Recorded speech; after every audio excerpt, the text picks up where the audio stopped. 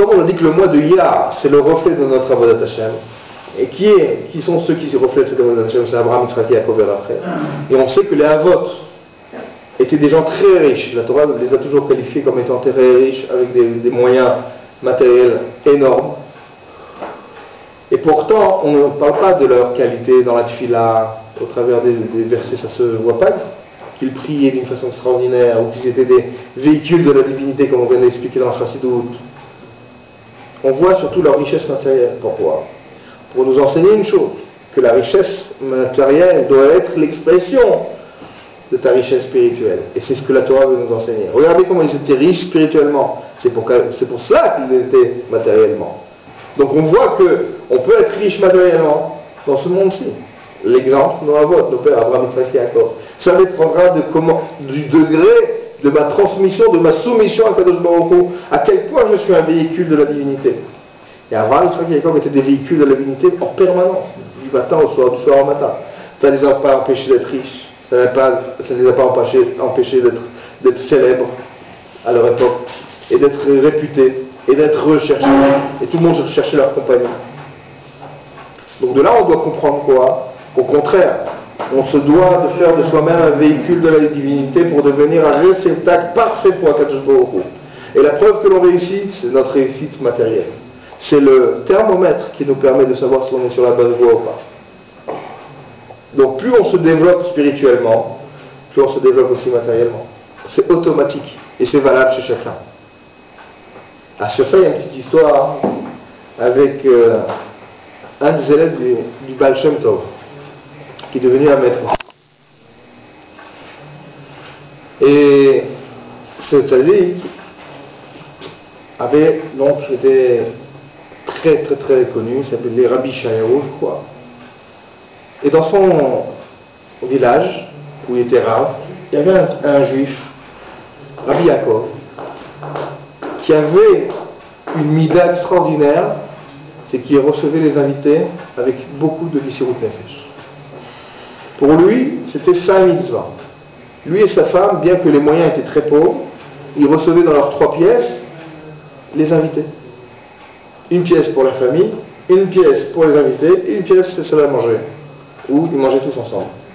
Et ils faisaient un Messirut Nefesh pour recevoir leurs invités, au prix même de s'ils n'avaient pas de quoi manger, ils allaient vendre un objet de la maison pour pouvoir recevoir les invités. Et le Rav était tellement ému de son travail et de son effort à ce niveau-là, qu'il a décidé de le bénir de la richesse. Il dit, pourquoi faire ça dans la pauvreté? Que tu sois béni, que tu aies la richesse, et que tu pourras faire ton Achnasat Ochim dans l'opulence. Et effectivement, lui qui avait une petite macolette, un petit franc-prix, il a commencé à vendre et avoir de plus en plus d'acheteurs.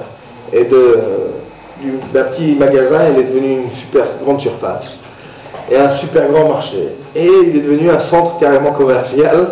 Et il est devenu immensément riche. Il est devenu tellement riche que, à cause de ses affaires, il n'avait plus tellement le temps d'étudier. À cause de ses affaires, il n'avait plus tellement le temps de s'occuper des invités.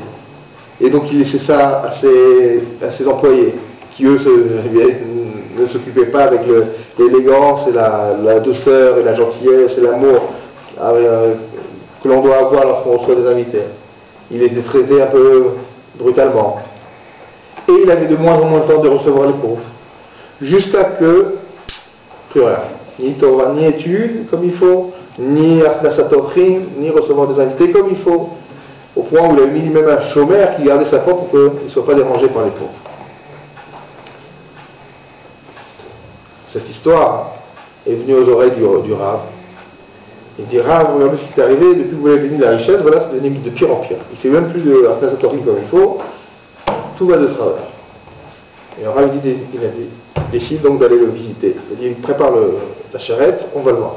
Il prépare la charrette, ils vont le voir.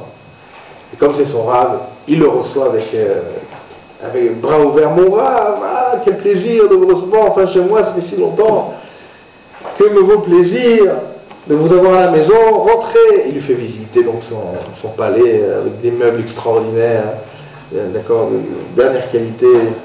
sophistiqué, à l'exprès, tout ornementé d'or et d'argent. Regardez la bracha extraordinaire, votre bracha, c'est à vous, c'est grâce à vous. Et le Rav lui pose la question, mais où sont les invités?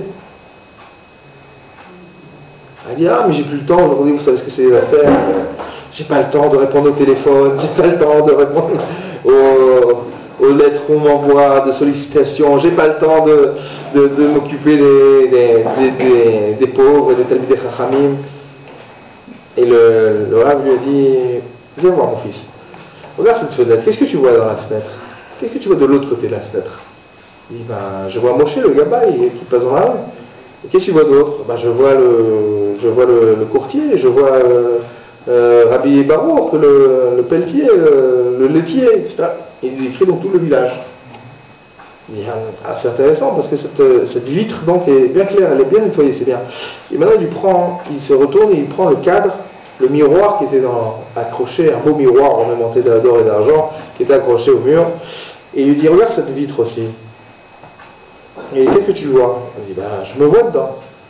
C'est une glace. Et je dis, mais c'est quoi la différence entre la vitre de la maison où tu vois l'extérieur et cette vitre-là où tu vois que toi-même? Il dit, ben, c'est simple, c'est très simple. Je ne comprenais pas où il voulait en venir. Il dit, ben, il y a une feuille d'argent qui fait que je peux me voir dedans. Et il lui dit, ben, c'est ça le problème.